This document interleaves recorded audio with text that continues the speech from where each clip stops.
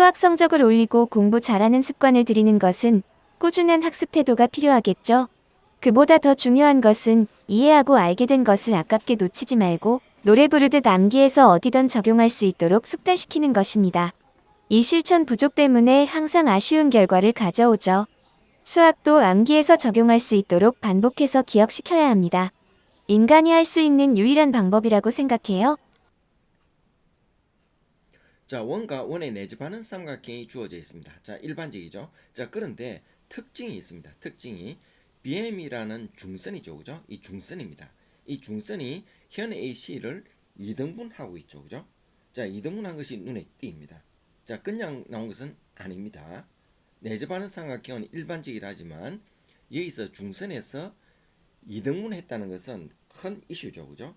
자, 그래서 분명 길이를 구하라는 이야기인데 사인 법칙을 이용해서는 이것을 알 수가 없습니다. 해결할 수가 없습니다. 자, 이 각을 알아야 되죠. 그죠? 자, 이 각과 이 변의 길이를 알지만 이 각을 모르는 상황에서는 이 변의 길이를 알 수가 없는 거죠. 자, 그러면은 중선 정리를 이용하라는 의미도 있겠죠. 그죠? 자, 그런데 이것 제곱, 이것 제곱, 이것 제곱, 이것 제곱이 필요하잖아. 이것 제곱, 이것 제곱은 구할 수 있지만 이것 제곱, 이것 제곱은 알 수가 없죠. 그죠? 둘 다 미지수죠. 자, 그래서 미지수가 두 개가 되어서 바로 이용할 수 없는 상황입니다. 자, 문제에 바로 적용될 수 있죠. 개념 정리부터 하겠습니다. 중선 정리입니다. 자, 꼭지점 A에서 중선을 껐습니다. 중선을 껐을 때 이때 이것 제곱과 이것 제곱의 합입니다. 합은 이것 제곱과 이것 제곱 혹은 이것 제곱과 이것 제곱이죠. 그죠? 이것 제곱의 합을 두 배 한 겁니다. 두 배. 자, 이런 기본적인 공식은 잘 기억해 놓는 게 좋죠. 그죠? 문제를 빨리 풀 수 있으니까. 자, 이번에는 코사인 법칙입니다. 이 코사인 법칙이 여기에서 주로 쓰이고 있죠. 자, 사각과 세 변의 길이가 주어져 있습니다. 삼각형에서. 자, 이때 세 변과 사각 사이에서 세 변의 길이를 알고 있다고 합시다. 세 변의 길이를 알고 있으면은 나머지 각의 값을 구할 수 있다. 이것이 코사인 법칙이죠. 그리고 두 변과 그 사이각을 알면은 두 변과 그 사이각을 알면은 나머지 변의 길이를 구할 수 있다는 게 코사인 법칙입니다. 자, 그리고 두 변과 그 사이각이 아니더라도 세 변과 세 각 중에서 세 개만 알고 있으면은 관계식을 통해서 나머지 변과 각을 구할 수 있습니다. 자, 활용해야 되겠죠. 자, 그리고 코사인으로 표현하면 이렇게 표현이 될 수 있습니다. 자, 이번에는 호 AB에 대한 원주각을 표현했죠. 원주각이 모두 같다는 거죠. 자, 이 문제에서는 이 원주각을 표현하는 눈이 있어야 된다는 겁니다. 자, 이렇게 얘기하면은 누구나 다 알고 있는 거죠. 그죠? 누구나 다 알고 있는 거지만 문제에서 이 원주각을 이용한다는 것. 자, 이것을 발견하는 게 중요하죠. 자, 문제에서 직접 보면은 정말 중요하다는 것을 알 겁니다. 자, 원주각은 이 각이 같다는 것은 그 의미는 중심각이 오직 한 개 있죠. 그죠? 이 중심각의 2분의 1이 원주각이잖아. 자, 그래서 원주위에 있는 어떤 점에서의 원주각도 중심각의 반이니까 항상 원주각은 같을 수밖에 없다 이거죠. 자, 그런데 삼각함수에서 코사인 법칙을 빼놓을 수 없죠. 자, 코사인 법칙을 사용할 수 있는 조건이 충족되어 있습니다.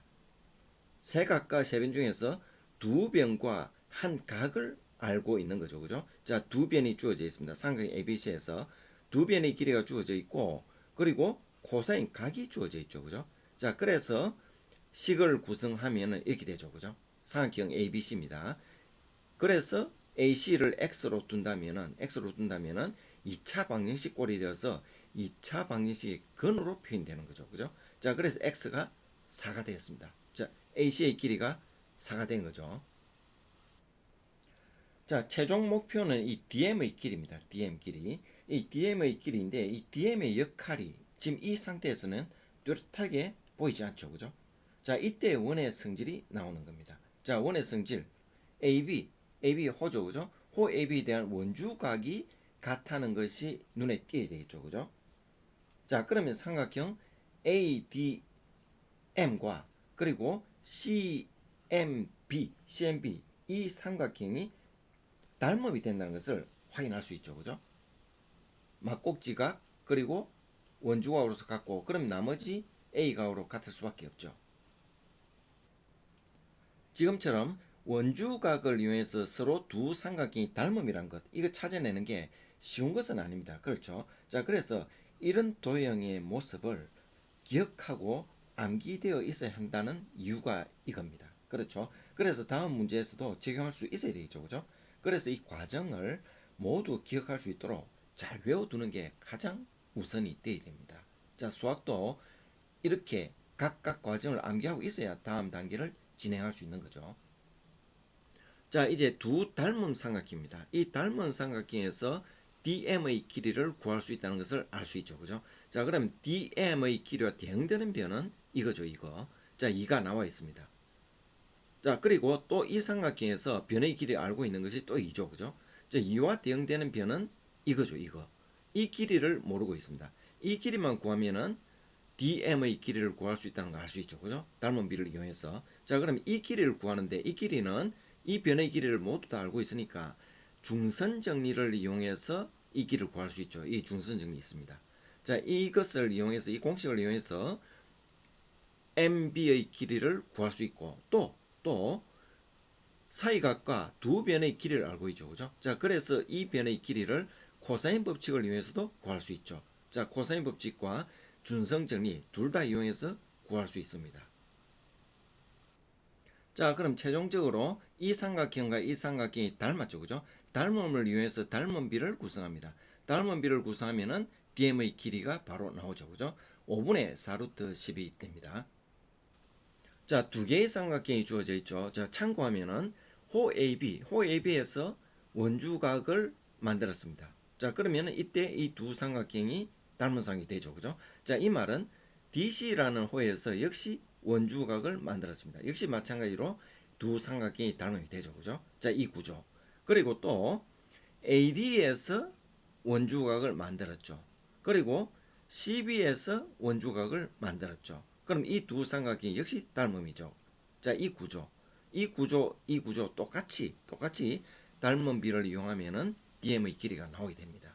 자, 이런 구조를 머릿속에 기억을 해야 된다는 겁니다. 잠시 보시고 필요시 반복해서 보시면 내용이 절로 기억되고 암기되어서 문제풀이에 적용할 수 있을 거예요. 그리고 좋아요, 구독 부탁드려요. 함께 노력해봐요.